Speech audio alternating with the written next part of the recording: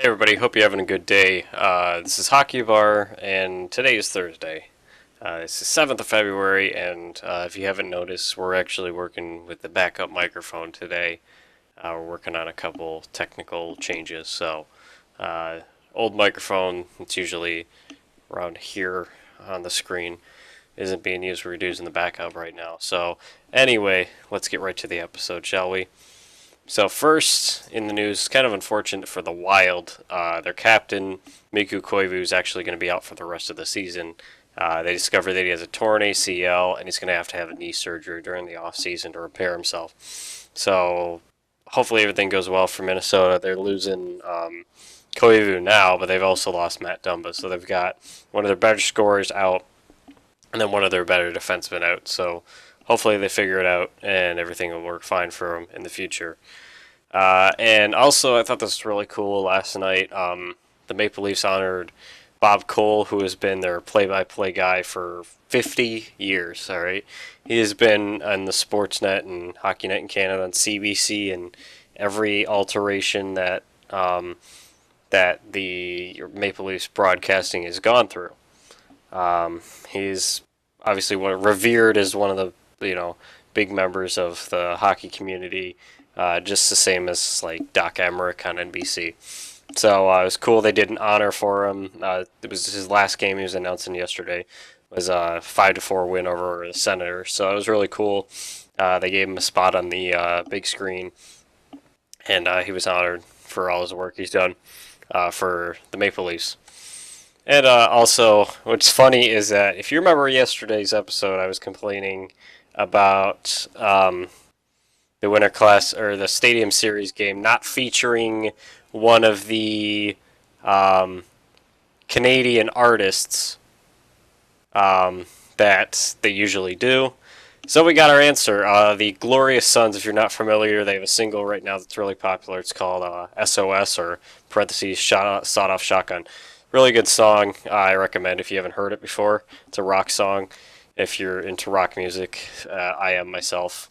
So, so they're a really good band, and they're from Ontario. So they got that connection to hockey, and I think it's really cool they actually are including a Canadian artist, like I suggested. So thanks if you were listening somehow, NHL. Appreciate it. So they're going to be playing the pregame festival and the second intermission. So that is Keith Urban playing the first intermission, and then the second intermission covered by the Glorious Sons. So that's what's on tap for the Stadium Series later this month. And in a sad news, Andre Boudrias, he was an NHL player in the 60s and 70s. He passed away today at the age of 75. He played for the Canucks around the time they popped up. He played for the Canadiens. I believe he won a couple cups with the Canadiens. He also played for the Devils, the North Stars, and the Blackhawks. So he'd been around the league for a while, and he had a pretty long career. So I felt like honoring him and let him rest in peace. So now going on, we have a game to watch here. So this is between some of the lower half of the league. The Ducks are obviously struggling. I saw a stat that they've only won 2 of their last 19 games. So they've gone 2-17 in their last 19. So if they lose tonight, that'd be 2-18. So that's a 10% winning percentage in the last 20 games. That's not good. Senators are now the worst team in the league. They're the last place in the Atlantic Division. And the worst part about it is I think there's like 6 points disparity between them and Detroit. So it's a lot of things to think about for Senators. The Ducks are obviously struggling. Basically, it's weird how these teams. I felt like including these because they kind of parallel to each other. The Ducks obviously have a goaltending problem. Senators don't, but they both seem to have good skaters, but they can't get anything done. The defense is always bad at both teams. So I think it could probably be a high-scoring game, but we'll have to see because the offenses are another factor in it. And then moving on, we also have the Golden Knights and Red Wings. Golden Knights going into this have lost 4 in a row. The Red Wings going into this have won 3 in a row. So, if you look at the pendulum, it's a little different. Vegas is on the lower side, and then Detroit's on the higher side. You could probably assume that Vegas is the better team just because of statistics. Yes, plain and simple. But anything could happen. Personally, I think the Red Wings could win this one. I think they got the skating. Fleury's not been playing the greatest lately since the All-Star break, but anything can happen. Hopefully, the Red Wings can come up on top. I can see it happening. They were the first team to beat Vegas. Fun fact.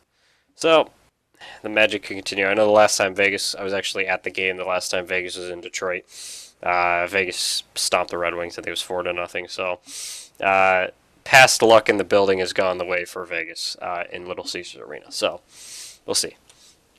And then last is a very heated match, no pun intended, between the Sharks and Flames. So both these teams are at the very top of the Western Conference. I think they are both in the Pacific Division too. So it's kind of 1 and 2 right here. So Sharks are trying to get ahead of the Flames. Flames won't give up. So just what you expect. It's probably going to be a close game, low scoring. Good defenses, good offenses are going to clash. So if you're in the West Coast and you want to watch it, I'm sure it'll be a great game. And now moving on to the stats, we still have Kucherov and the Lightning leading with 81 points and 59 assists. Ovechkin, now the best Russian player in history, has 37 goals and this season.